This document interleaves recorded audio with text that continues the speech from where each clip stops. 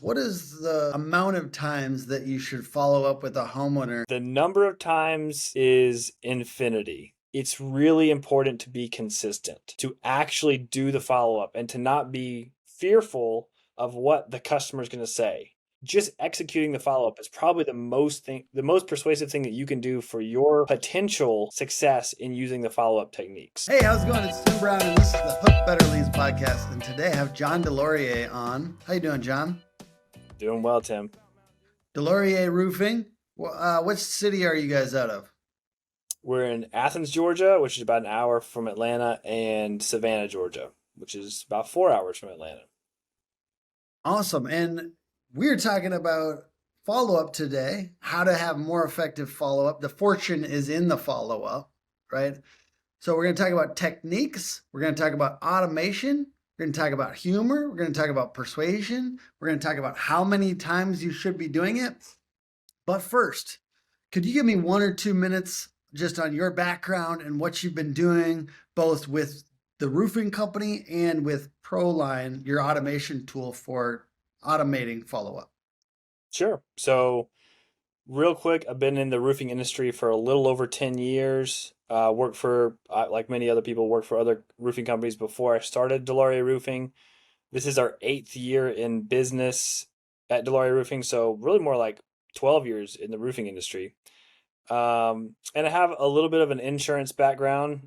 So, I did the multi-line kind of deal, auto, home, life. So, I understand that side of the market as well.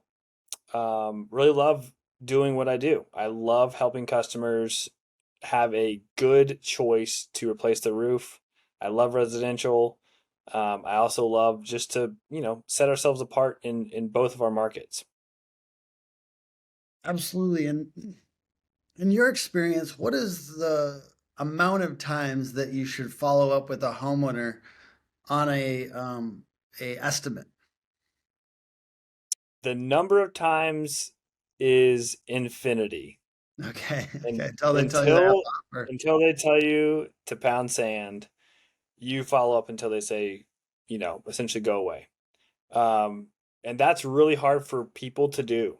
But over and over again, we see a year later, a year and a half later, they're thanking us for following up. So don't lose heart. It really does work. Whether you're using a fancy automation tool or you're doing it manually, follow-ups really do work. You're saying fancy, but your guys' tool is like on the a very affordable side for small businesses, from what I understand. Sure. So more, I would say more just instead of using a technology, like that's really Yeah. what it is. So it is definitely an affordable side in the industry. You can look at a lot of other softwares out there that do automated follow-ups or just automations in general, and we definitely are on the mid to low end of what those tools are.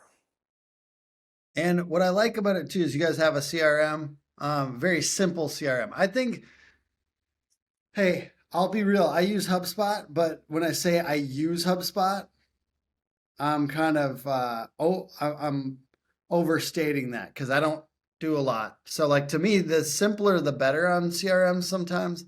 Obviously, it's a little different than things like Acculinks or Job Nimbus as far as like the quantity of functions available in the CRM. Is that correct? It's much simpler. It's intentionally simple to use, Yep. but still very powerful. So I used Job Nimbus for almost 5 years, but like what you're saying about HubSpot, I was only using about 5% of its power. And I thought going throughout all these other contractors throughout the country, they're doing the same thing. So why would we create the other 95% that's almost never used and create something that's what are the most important features that people need on a day-to-day basis when they run a roofing business? Do we really need another roofing CRM, John? It's a great question. It's up to you. Do it. You can do a demo to see, but I understand people's lack of interest in having another piece of software or some other company trying to sell them something. Um, where I think Proline really fits in to that picture is that we're a small company. We're always going to stay a small company. and we're going to focus on real customer service. So we're going to be providing an actual experience for a roofing contractor, and then the user base. We're going to focus on their, and this doesn't just relate to maybe a sales manager or an owner who likes the idea of what Proline can do for their company, for their bottom line, or whatever there is. This goes, we actually catered this to the actual sales rep.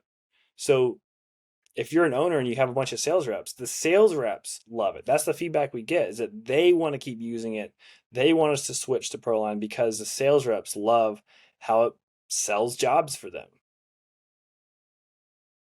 Absolutely.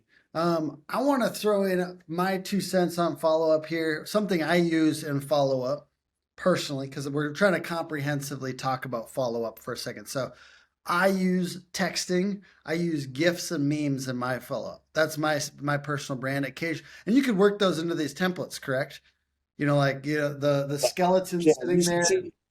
Yeah, Yeah, you should see all my like within our company. Almost everything I communicate is a GIF or a meme.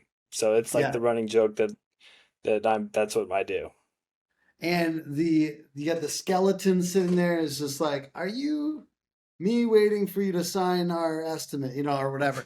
You can use gifs and memes in a funny way. Sometimes the waiting memes or like things like that. The sky is the limit for gifts and memes. I think with follow up, you can work these into your templates. No one's mad if you make them laugh. You know what I mean? Like you can be a little bit silly if the intention is positive and you're not like trying to be negative. Then Sure. humor Yeah, is and a even great. even subject lines in emails with Yes. funny emojis and funny, like that's a huge thing that will make Yep. humor kind of move the needle in the direction of making a decision. Yep. And that's a huge thing. We've this is not what most people want to hear. We've lost jobs with people laughing because they loved our follow up. And there was other reasons why we lost the jobs, but in general, what the way I see sales is, what was happening before is that I'd have a bunch of people in my pipeline that I thought were there's certainly gonna be sales. And that number would just keep increasing, increasing. And I'd never get a yes or a no. So what I'm trying to do is increase the chance of getting a yes, obviously. But Yep. anyone who's not a good fit, I want them to say no as fast as possible so we can move on to the next homeowner. We want to communicate in a great way, but using humor, like you're saying, is a great way to actually get the homeowner to respond and to say, yes, I'm ready to go, or no. And your automated system will do a text from your phone number, so it has continuity with the rest of your conversation. Is that correct? It's probably the biggest differentiator between what our automations do and what basically every other platform does. And I So if I you was want to build kind of trust, yeah. I was saying that like I have follow up that I don't want to do because I'm uncomfortable. Because as a human being, sometimes I don't want to scare off somebody. And I'm like, but that is a uniquely human experience. And if you're automating it, it doesn't have to feel like that. My guess a question I've got is if I've got a prospect right here, right now that I should be following up with John, what should I say to them? I'm I'm going to do it live as part of this podcast. I'm going to follow up with them. This is like my 10th follow up though. So and we have rapport, so we could be silly, we could be friendly, and if you guide me to this and it closes, I will well, you know what? I already refer send me a Proline t-shirt. Send me a t-shirt. All right, so is it an email or a text message? text message. Okay. So one of the follow-ups that we do has like a that emoji with the smile with the sweat, like nervous, Yeah. and it just says, "It's been a while, dot dot dot." And then you're gonna know the context a little bit better. So you're gonna have to kind of do the next thing. But the first line of that, it's one that's we do like after 6 months. We'll say, Yep. and if you actually know the time, hey, it's been almost 3 months, Yep. and then kind of go to the next line, which would be something like, I don't want to be a pest, but, and then Yeah. just kind of move forward from there from whatever the last three messages were. Um, I, it's a sweat guy. It's been a while. I know you chatted on Tuesday with your current marketing company. Yep. Um, are you, oh God, see, this is why it's so scary because No, this is perfect. wanna, This work through it right now. Let's go. I Let's wanted go to for it right ask, now. I want to ask how it, because I know he was going to chat with them, and then I'm asking essentially like, would you be interested in moving forward? Like, can you ask that What? directly, or how do you normally Yeah, do it? yeah. What are you trying to? What's the result you're trying to get? Him You're trying to get them to. signing a proposal that's out to him right now. Got Amazing it. client. Like this would be an ideal customer for me. And I Sure. Sure. like amazing person, amazing company. I would say the first things you just said and just say, Yeah. "Are you ready to move forward?" I would make it short. That's just what Yeah. we've seen to be true. Just say, "Are you ready to move forward?" Sent. There you go. We'll see how it goes. We'll see how it goes. So we've got humor. I love the sweating emoji. It's been a while. I love that. I love that playfulness that you're talking about. And by the way, if you're interested in getting John's templates, uh, we are going to leave those in the comments below as a package where you can get some of the best follow up templates. And those follow up templates you could use on your own. You can copy and paste, or you could work with ProLine to create automations around these so you don't have to have your heart thumping as loud as mine just was as I was following up with this person. Um, what is the most okay? I feel like relatability, humor, just being playful is useful. Is there any other elements of persuasion that you think about when you think about following up? Like, let's see, let's think about somebody else who's doing this now, using this to get off the pot and start following up today. What elements of persuasion could they use? So there are a lot of forms, but I think this sounds super cliche, but being authentic to how you speak. If you don't say hi, you say hello. If you say hey, I mean, you want to be professional, but you also want to be consistent with whether it's an automation or exactly how you speak with someone. Make sure it's your vernacular, the way you speak in whichever part of the country you're in. It's really, really important because people are going to know this is not who you are in general. If you would say this to whoever you're talking to, that's the first thing I would do from a persuasion factor. Be authentic in that. Second thing is just the fact that you're consistently doing the follow up is persuasive in itself. It's one thing we talked about before we hit record, but we found that you can have all kinds of techniques. You can feel free to download all our templates, copy them, paste them, use them in your whatever product you use them manually, however you want to use them, do it. But we found that it's really important to be consistent, to actually do the follow up and to not be fearful of what the customer is going to say. There's just not a lot of people, and even the worst customers, and I've had a lot of really bad customers in my career. They still almost never ever. We're not even talking about 1 out of 1,000. No one has just comes back and just cusses you out because you followed up with them. They're just going to tell you, some sort of courteous response. So just executing the follow up is probably the most persuasive thing that you can do for your potential success in using the follow up techniques.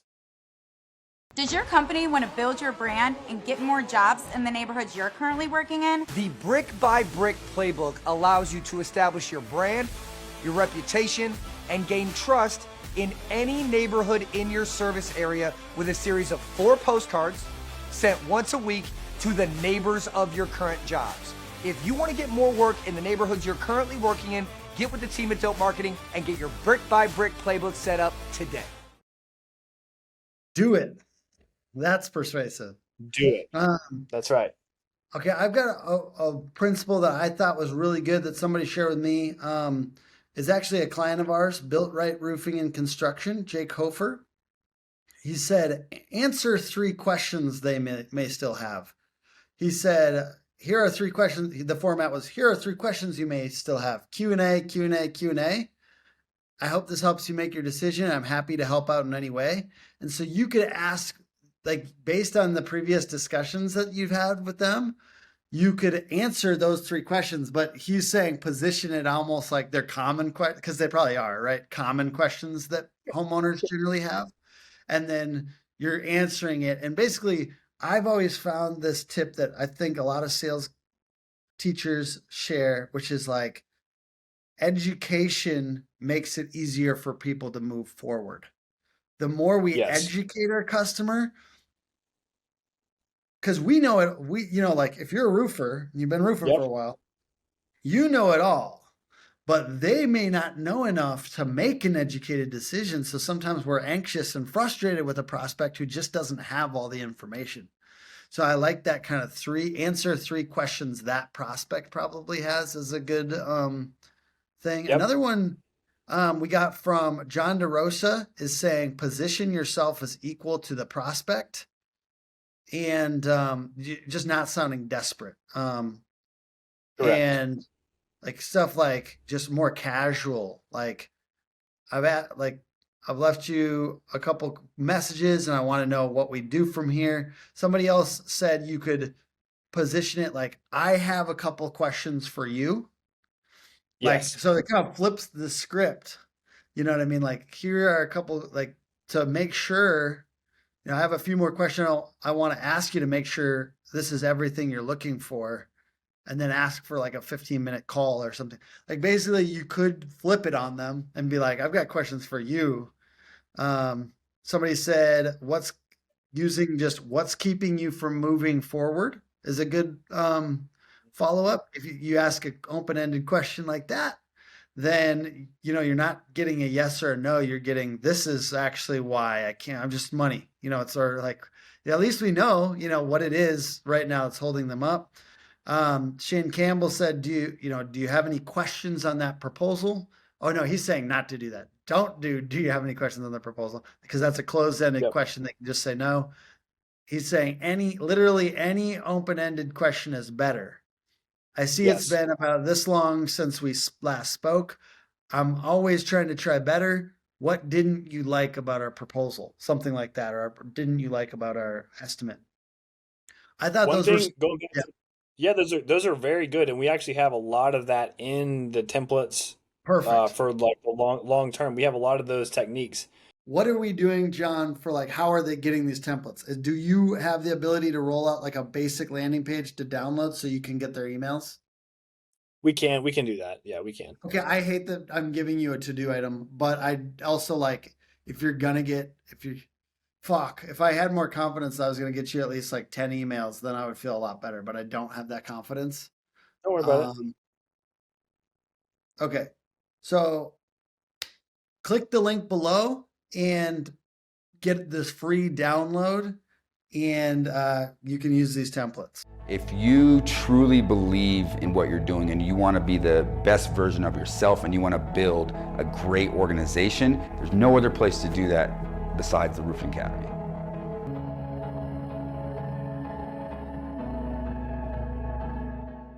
Yep. Going back to the education piece, though, we include a lot of short videos to answer those, like the they ask you answer questions. Yeah. So we'll do it from the speed to lead too. So before the proposal even occurs, we try to. I know we're talking about sales follow up after you send a proposal, but really, the automations really help with leading up to the sale, whether it's a 24-hour window or a 48-hour window or whatever period of time that you have. It should be short. Just as a side note, it should be less than 48 hours between an inquiry to proposal. We have a bunch of these automations that go out that say, hey, watch this 32-second video just for you. And we Yeah. don't like necessarily talk about a topic, but we want them to click the video. It's usually me, and it's a really professional video that I did on most common questions that people have when choosing a roofing contractor. Yeah. Or like what do we do differently? Like educate even before then. So it's a really big deal that you can do after the sales proposal as well, but doing it before is even another way that we actually differentiate ourselves in our business. Love it. Love it. Yeah, we're really big on that. Like we love the pre-call video and all that. Marcus Sheridan talks about that. Yeah, he talks about if you can get them to watch a video before they do the first thing, like how much um, more like that's a serious prospect too. So it helps qualify, it helps you understand where they're at in the journey. It is crazy. Some people do. I'm not saying like we don't force them to, like he suggests, but some people do, and it's kind of crazy when somebody comes in and is like, "Yeah, I've watched a bunch of your videos. I know what this is." And those ones, if they were already a little ripe, they get riper. You know what I mean? Like Oh yeah, it's done. yeah, Yeah, it's done. I was like, I saw it like because I had Cameron, my Athens area owner, do the same videos that I did. yeah, We actually went to a videographer, we filmed them all out, and he'll get to the door. He's like, "Oh, hey, Cameron," and like they already know who he is. It's the same that Marcus Sheridan says. Like, "Oh, hey, Marcus, I know you. I watched all your videos." That's exactly what we did. So if the customer says, "I watched all your videos," it's just they know the value proposition that you're presenting to them before you even give them a proposal at all. So it's a really really important thing. But most people are not going to automatically send those every time. So that's why the automations are so important to have those automated texts and emails go out before the meeting even occurs. So a lot of these follow-up options that we have as far as automation type stuff don't come from the phone number that like don't text them Yep. and Yep. sometimes come from other places. Talk to me a little bit more about ProLine and what you guys are trying to do um, to make this follow-up more human feeling and not from like a random number.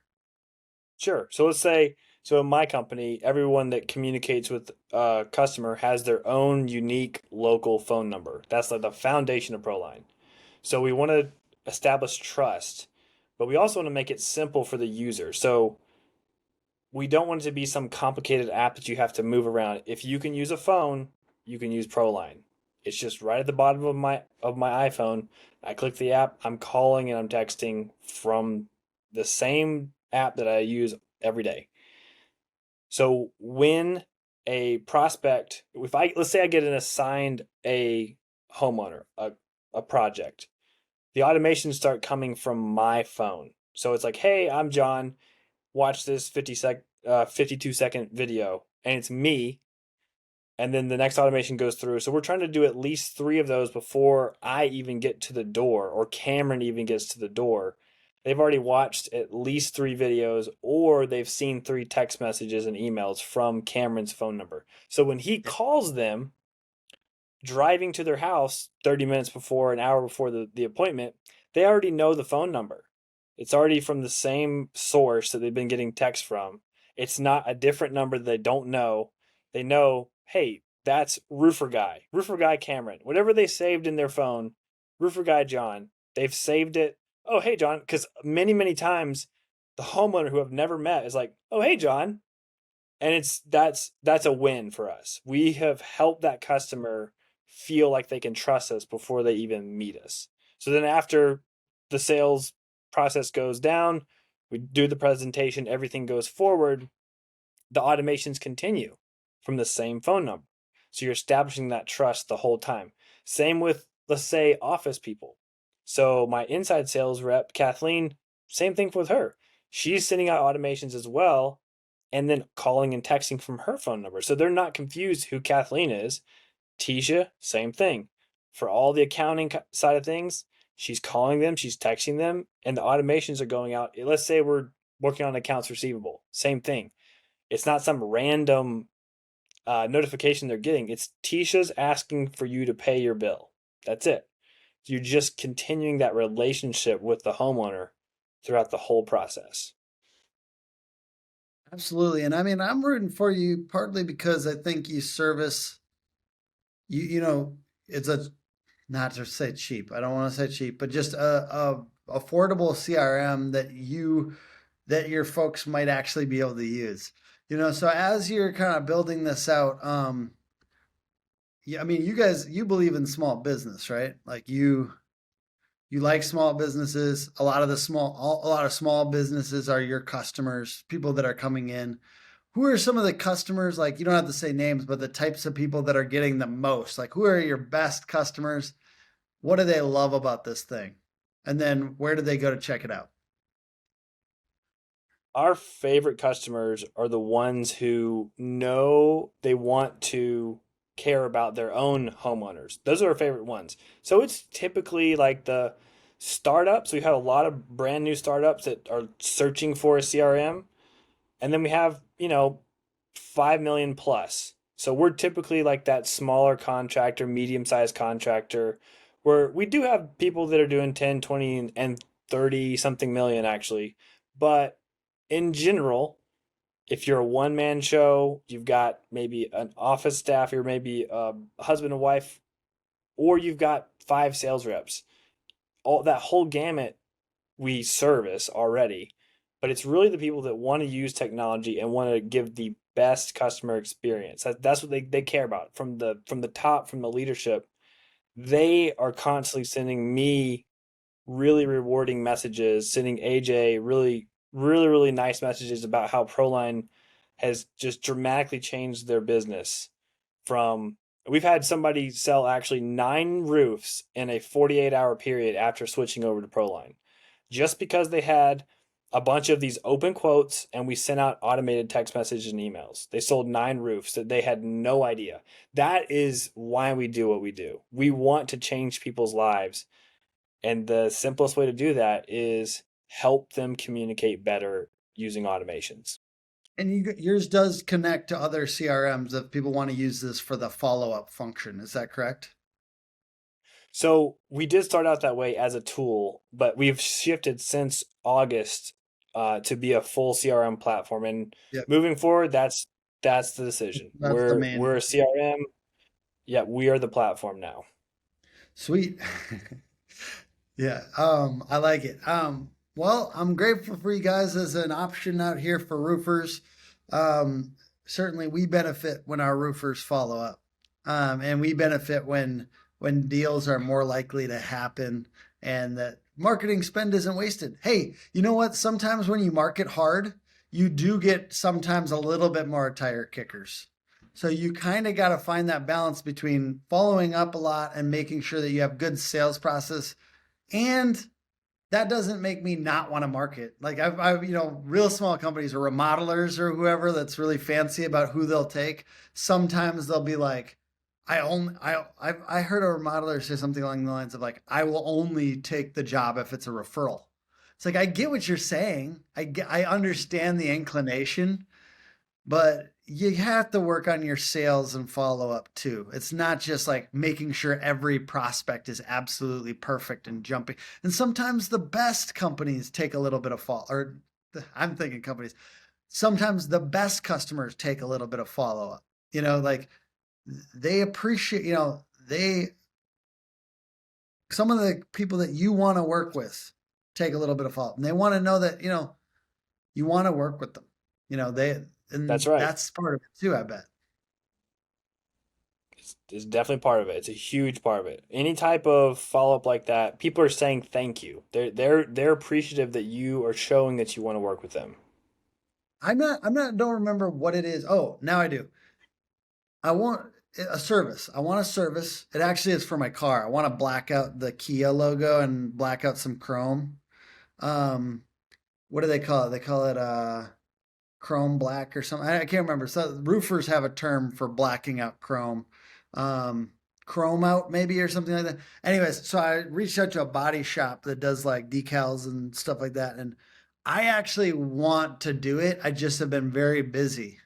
You know what I mean? Like, and that's probably the same position that a lot of your homeowners are in. I've been very busy. Sure. And if they reached out to me today, or if I just had a little bit of like a more recent line of communication that like a text that wasn't way far down in my thing, I'd probably answer and be like, let's get on the schedule.